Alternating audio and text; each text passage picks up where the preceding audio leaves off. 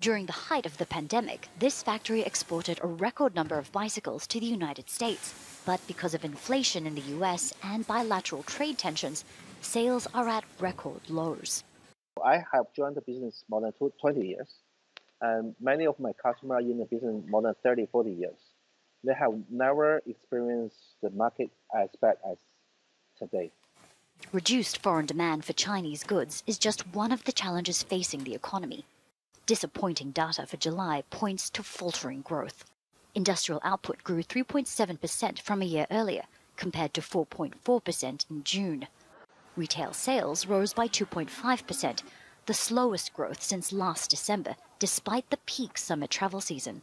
We are entering this economic downturn that has already longer than most people had anticipated.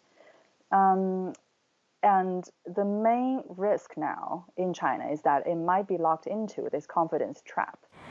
Real estate sales have slumped by 8.5% compared to 2022. The crisis in this sector is deepening.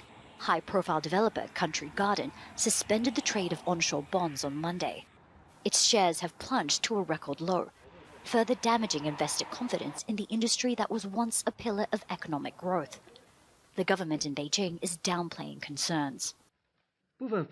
Some companies are facing difficulties with desk risk being somewhat exposed, impacting marketing expectations. However, it's important to recognize that these issues are temporary.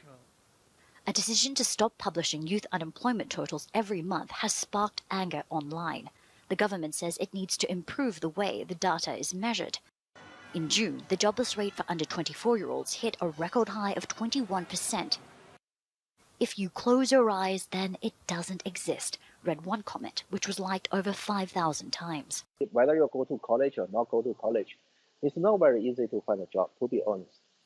This year, Lei Ge has sacked half of his employees. He says factories around him have done the same. In an effort to boost investor confidence, China's central bank has cut a key interest rate for the second time in recent months. Beijing has also eased restrictions on buying property and announced policies to increase auto and appliance sales.